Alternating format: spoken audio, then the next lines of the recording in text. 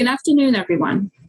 My name is Jamia Furbush, and I'm a program specialist with the Division of Community Assistance. Welcome to our second webinar for the fiscal year 2023 CSBG State Plan.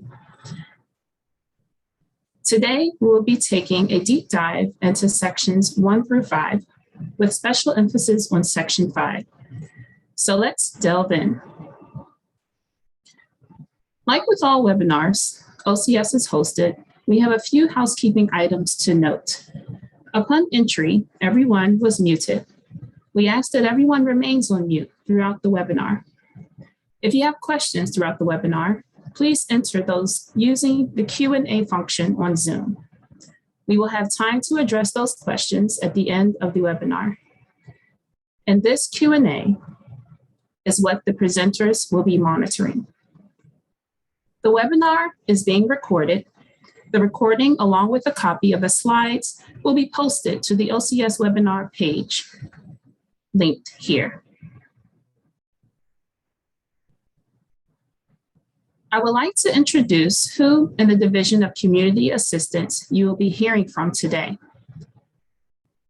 Opening remarks will be provided by Josetta Alexander, followed by material presented on the CSBG State Plan by myself and Patrice West, both program specialists with CSBG.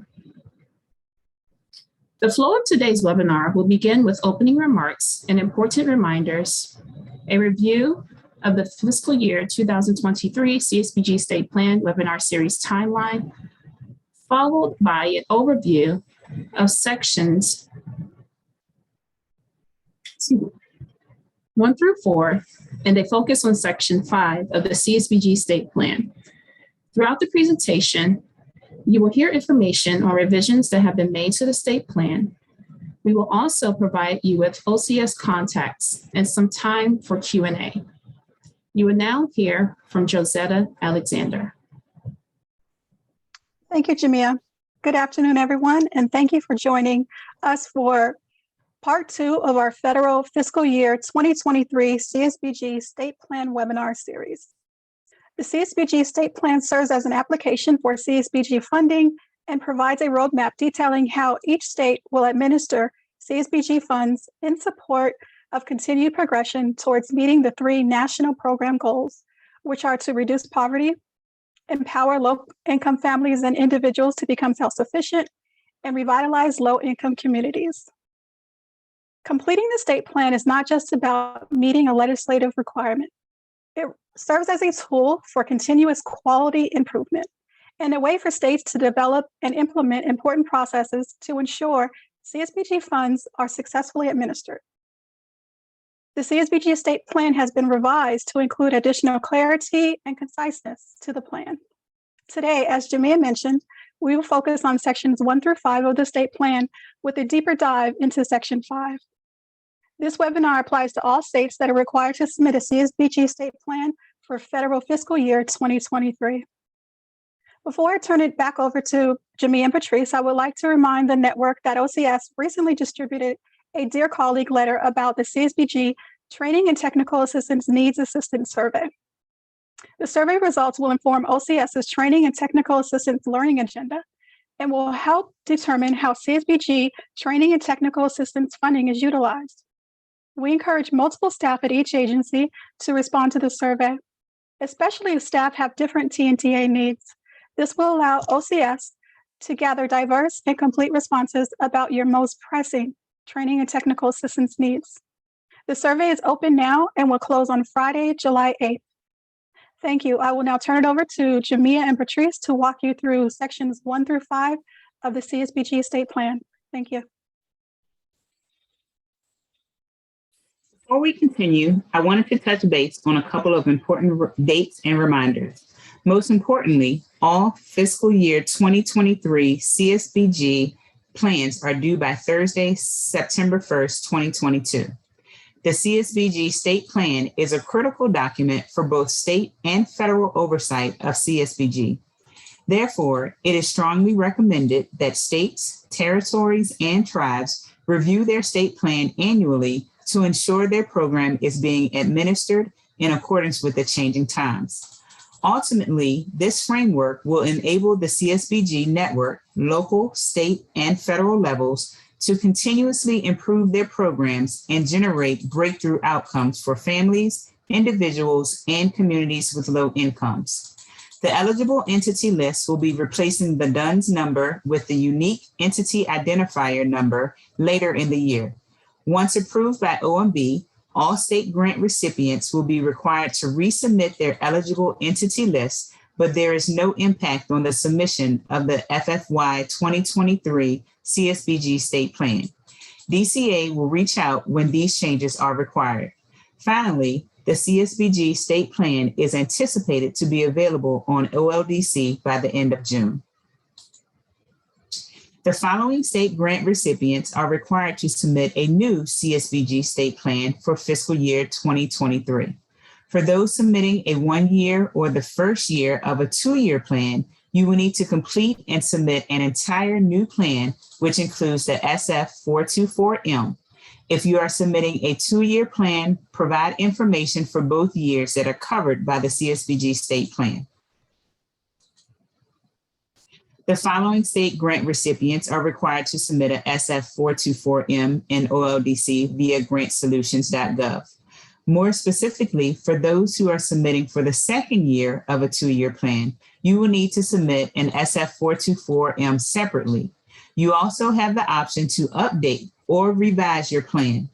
OCS suggests only doing so for major revisions. Major revisions include, but are not limited to, making a change to the state's plan for usage of funds, Section 7. Significant proposed changes to state CSBG policies and procedures, Section 3, Section 10, etc., and or revising the state's organizational standards, policies, procedures, and or assessment, which falls in Section 6. Let's start with our review of Section 1. CSBG administrative information in the CSBG State Plan. The purpose of this section is to collect information on state CSBG lead agency and authorizing officials, state CSBG program officials, and to receive a copy of the state designation letter. This section is important as it allows the state to ensure that the correct individuals are being contacted by the federal government, including that the notice of award arrives at the correct state office. With regards to changes made to Section 1, there have been no significant changes to Section 1.1 and 1.3. You will notice that Section 1.2 now includes the request for information on the lead agency and the authorized official. The lead agency and authorized official are those designated to administer CSBG in the state as required by Section 676A of the CSBG Act. The authorized official should be within the lead agency and is the official recipient of the notice of award per Office of Grants Management requirements. So this information is important to in the accurate receipt of important documents. In Section 1.2, please be sure to include just the name and title of the authorized official of the lead agency. You will also notice in Section 1.2, 1.4, and 1.5 that there is no longer a requirement to provide the date of when information about the lead agency, point of contact, or community action association changed.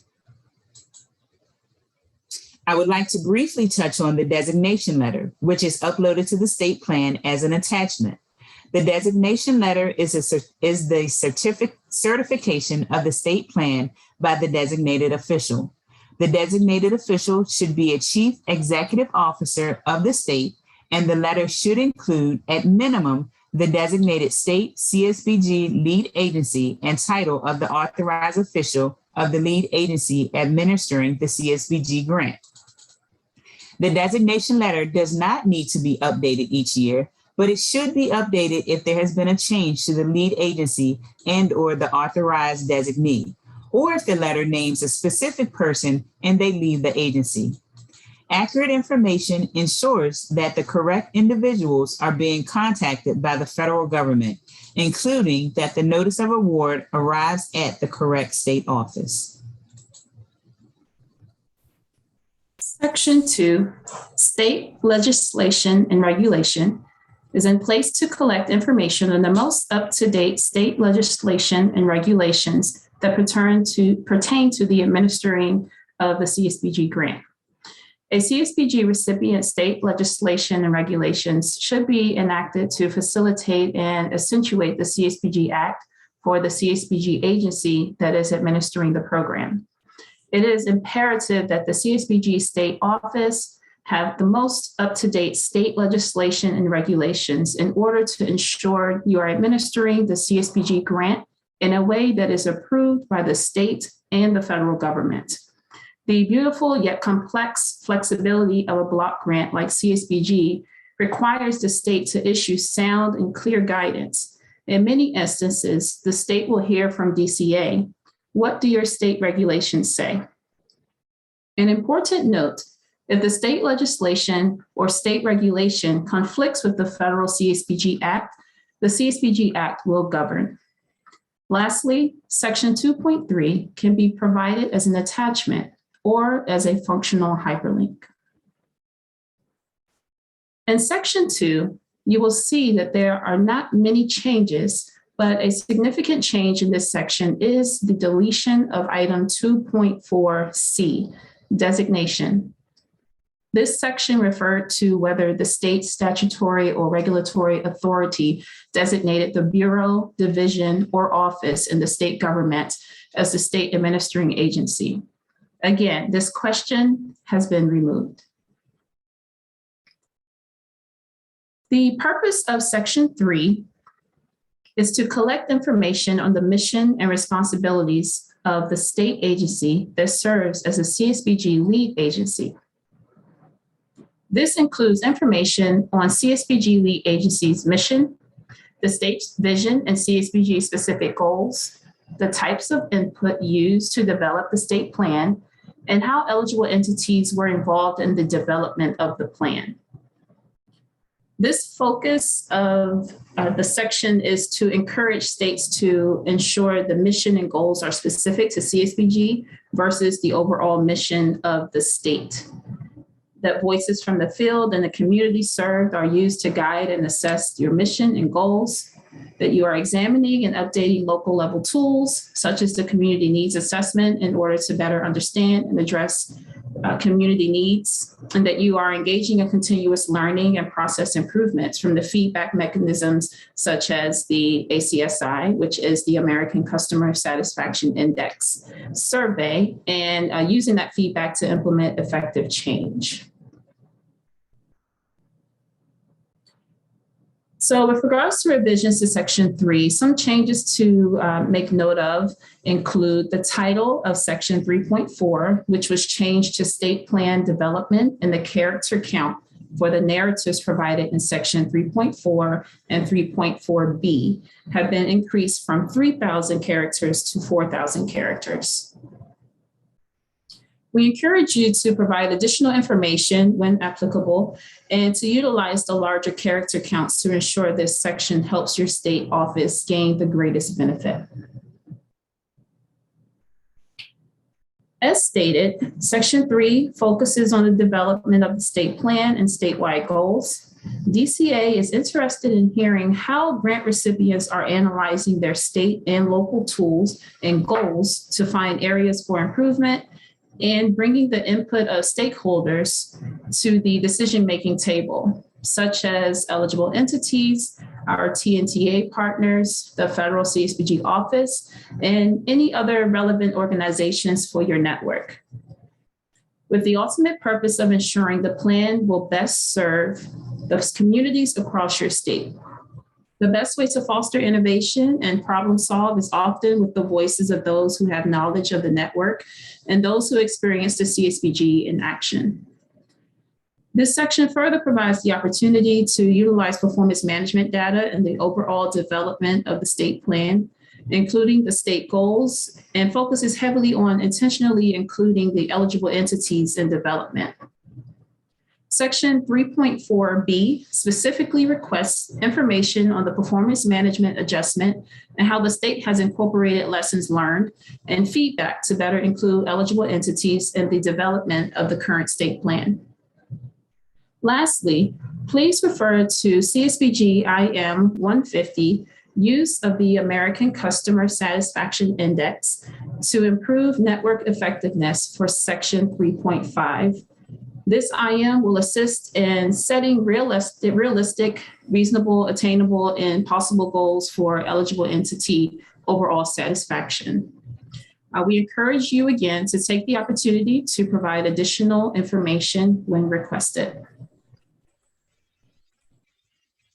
The purpose of Section 4 is to verify that the state has met the CSBG Act requirements for the public notice, the public hearing, and the legislative hearing for CSBG state plans. This section includes information on public hearings, which occur each year, versus legislative hearings, which occur every 3 years, and any combined hearings. These public hearings can remain virtual at this time and until further notice that in-person is once again required. Public input is important to ensuring CSBG is accurately reflecting the needs of the community.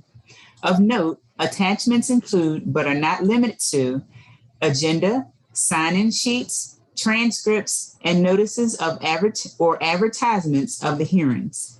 There were no significant changes made to Section 4 for this round of OMB clearance. The purpose of Section 5, CSBG eligible entities, is to collect entity-level data on CSBG eligible entities, including entity type and service area, and information on important changes to the eligible entity list. A goal of the CSBG network is to ensure that we are getting most of the funding to the communities we serve and that it is done through our eligible entities, making this list very important. Filling out this section with as much detail as possible allows the state grant recipient to better identify and track gaps or opportunities in services and to communicate clearly with the federal government around changes to the local service system. Also, by accurately completing this section, DCA can better support state grant recipients through the identification of areas of need for TNTA regarding the functioning of eligible entities and the processes of actions such as de-designations, mergers, and relinquishments. Further, this list is used to complete questions regarding your eligible entities within future state plans and annual reports. For these reasons, it is also important that state grant recipients actively enter in changes to the eligible entity list as they arise. With regards to significant changes, there were no significant changes to Section 5 in the CSBG State Plan. Section 5.1 clarified that additions and deletions to the eligible entity list should be made to the eligible entity list prior to initiating the new CSBG state plan, as additional rows cannot be added in OLDC. Section 5.3 regarding mergers has additional clarifying language and guidance on what is considered a merger for this section. As noted, there are forthcoming changes to the eligible entity list that will be discussed in the next slide. These changes will not impact the submission of the Fiscal Year 2023 CSBG State Plan, but will require a response in the future. Before diving into Section 5.3 in mergers, I would like to discuss the eligible entity list. The eligible entity list contains all CSBG eligible entities within your state. This should include all eligible entities receiving funding under the not less than 90% funds of your CSBG allocation. It does not include entities that only receive remainder or discretionary funds from the state or tribes or tribal organizations that receive direct funding from OCS under Section 677 of the CSBG Act. Whether nonprofit or public, the eligible entities that receive CSBG funds are referred to generally as community action agencies for the purpose of administering CSBG. The only exceptions in the CSBG Act are limited purpose agencies, migrant and seasonal farm worker organizations, and tribe and tribal organizations. Every state must have an up-to-date CSBG eligible entity list submitted within OLDC. For this year's submission, due to forthcoming changes to the eligible entity list that are awaiting OMB clearance, which we will discuss in a moment, DCA is asking that grant recipients not update their eligible entity list unless they have a new eligible entity. The eligible entity list will be locked, and we ask that you review your eligible entity list and then reach out to your assigned program specialist for assistance making any needed updates. There are a few forthcoming changes to the CSBG eligible entity list. First, there will be 2 new data points, the executive director and website address. OCS made these changes to ensure that the information we have on CSBG eligible entities is up to date and easy to track. The other change is concerning what was previously the DUNS number. On April 4th of 2022, the US government implemented the Unique Entity Identifier, also known as the UEI, which will replace the DUNS number. The UEI is assigned by sam.gov and is now the authoritative identifier for those doing business with the federal government. The DUNS number is no longer valid for federal award identification. The US government also implemented the UEI to have one identifier across multiple government systems.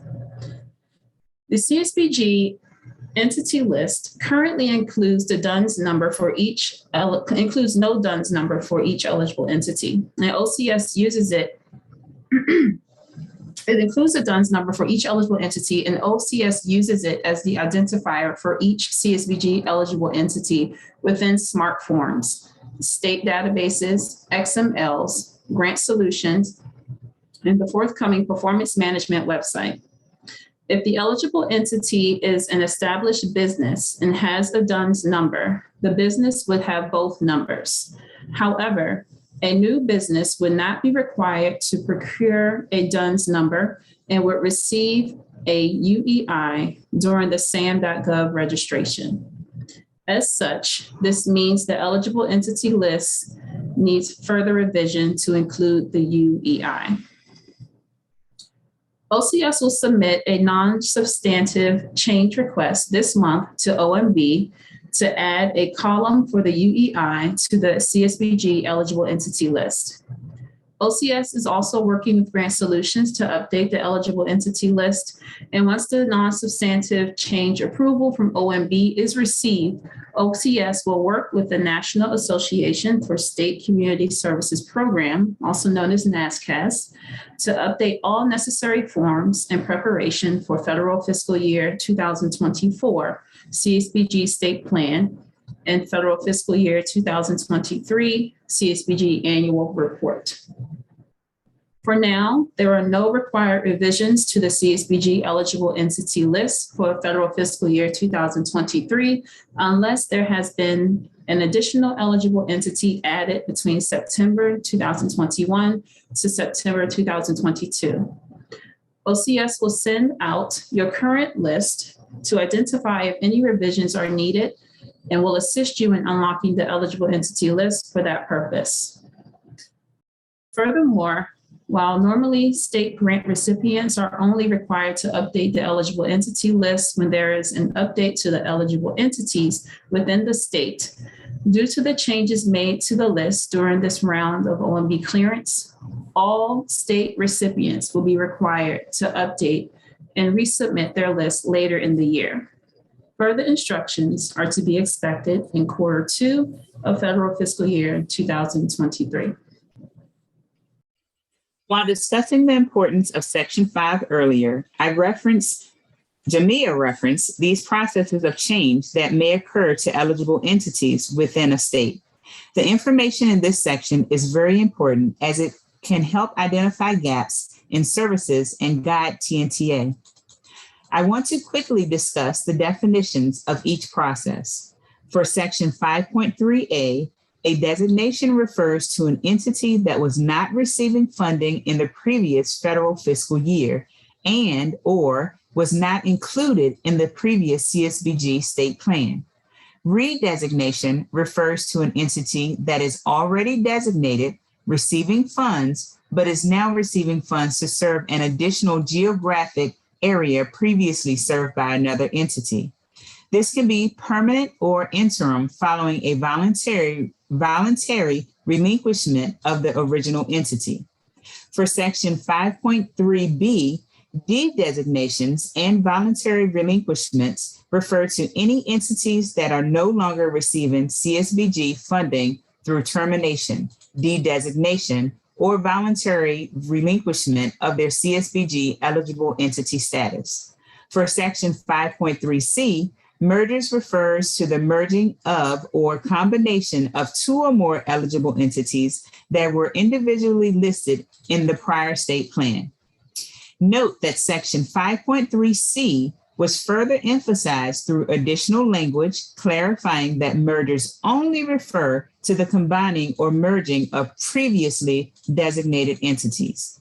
Once more, the information regarding changes to the eligible entity list are very important to understanding the makeup of your local CSBG network and in guiding supporting outreach and TNTA from the federal office. Again, for these reasons, it is also important that state grant recipients actively enter in changes to the eligible entity list as they arise.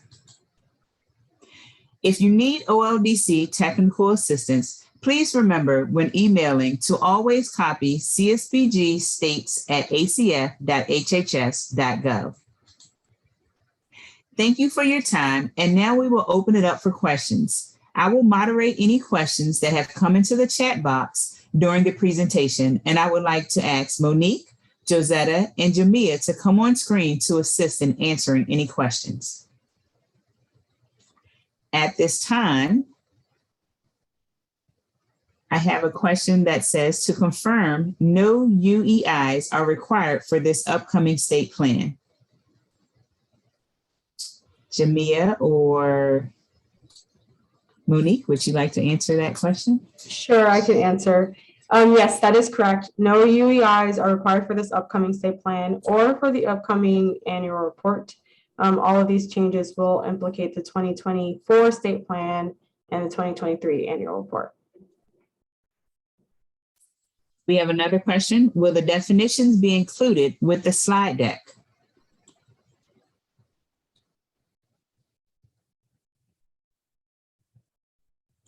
Can you clarify which definitions you're referring to? And while we're waiting for that clarification, we also received a question in the chat, Patrice, about whether or not they will receive a copy of these slides. And yes, a copy of the slides will be available on our website. And the first webinar is also available on our website. I see that question in the chat as well. Thank you. There's a question that came. I am preparing the 2-year state plan for fiscal year 23 and 24. Would I have to include UEI since I am doing fiscal year 24? Jamia, would you like to answer that question?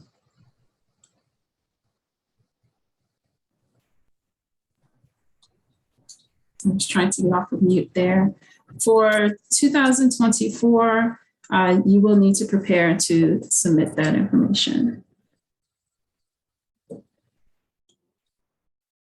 But for the 2-year state plan, no, as long as you're submitting a state plan by this September 1st, you do not need to have the UEI. I guess I want to clarify the question. Is it that they're submitting the 2-year plan this coming year, or they're submitting the 2-year in 2024? I guess that's what I wasn't sure.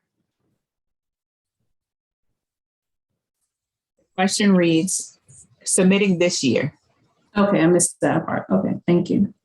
Mm-hmm. There was a comment in the chat that they missed the first webinar because they were a new hire. How do I access the first webinar? I believe it was recorded.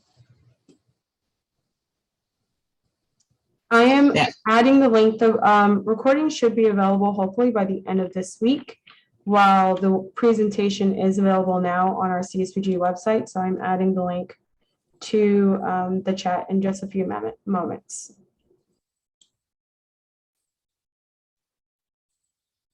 At this time, I do not see any additional questions, so we're going to continue with this webinar.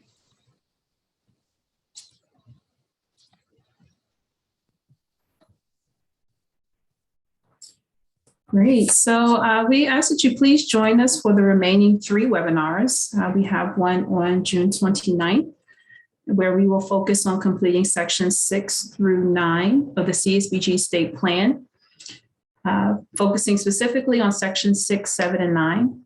And on July 7th, excuse me, as you will see, is originally scheduled for July 6th. We will focus on completing sections 10 through 13, focusing specifically on section 10.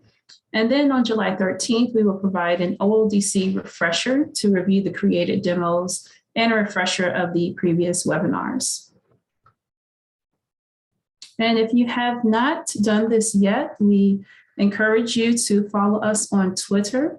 And as you can see here, the handle, I believe is the name. So it's at OCS_ACF.gov. So we look forward to seeing you on there.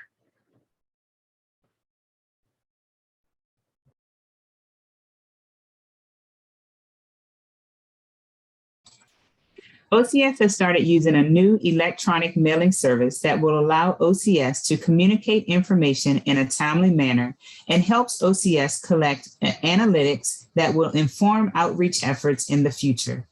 As OCS transitions to this service, please continue to check your junk and spam folder for future communications. If a communication goes to your junk spam mail, please mark the sender safe to avoid this happening in the future.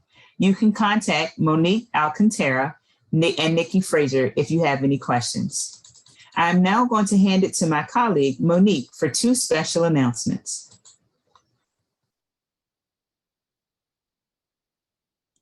Thank you for that.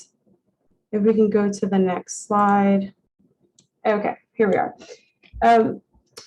Thanks, Patrice. I want to bring to your attention a few communications that we have or are releasing this week. While we really try to space out our communications, this week has been full of announcements and changes, and we thought it was important to keep the network informed. So yesterday we released a DCL 2022-36 announcing the new CSBG Program Operations Branch Chief, Verna Best. Some of you may be familiar with who she is. We also released DCL 2022-37, announcing a special event with ACF Assistant Secretary January Contreras, and we are releasing a DCL hopefully tomorrow. So the dates are mixed up on here, but 37 was released earlier today. 38 we're hoping to release tomorrow about just the CSBG State Plan preparation. And also the opening of OLDC, which should be happening next week at the latest. And then please also be on the lookout for 2 more additional DCLs being released later this week as well. It is a lot of information, and we are trying so hard to make sure we space this out, but we also want to make sure that we're keeping the CSBG network informed. And as Patrice mentioned, in the upcoming weeks, if you do not see a CSBG communication within your inbox, please check your junk or spam email. We are so excited to announce a meet and greet with Assistant Secretary January Contreras on July 6th at 2:00 p.m. Eastern Time, as she prepares to mark her first 100 days with ACF. You should have received a communication earlier today with the link shared in this presentation. Assistant Secretary Contreras has been very engaged with OCS programs since joining ACF, including writing a blog for our light heat stress dashboard and recording a thank you video to OCS to acknowledge the hard work of our grant recipients. This is the first meet and greet with CSBG and CSBG states, territories, tribes, and tribal organizations, state associations, and the national TNTA partners are invited to this webinar. Please be sure to pre-register for this event. Lastly, we ask that you submit any questions by June 29th, 2022. Given that the event's only 45 minutes, this will allow us to maximize the time that we have with Assistant Secretary Contreras, while also trying to answer all submitted questions. And with that, I'll pass it to Gisetta for one more announcement and to close this out. Thank you, Jamia, Patrice, and Monique, and thank you to everyone for joining today's webinar. As a reminder, the CSBG Training and Technical Systems Needs Assessment Survey is open now and will close on Friday, July 8th. We would really appreciate your participation and your feedback to strengthen the TNTA that we provide. The survey results will inform ORCS's Training and Technical Systems Learning Agenda and will help determine how CSBG Training and Technical Systems funding is utilized. If you have additional questions as you start to complete or update your federal fiscal year 2023 CSBG State Plan, please do not hesitate to reach out to us. We are here to help. Thank you very much, and we look forward to seeing you at our next webinar on Wednesday, June 29th. Have a great evening, everyone.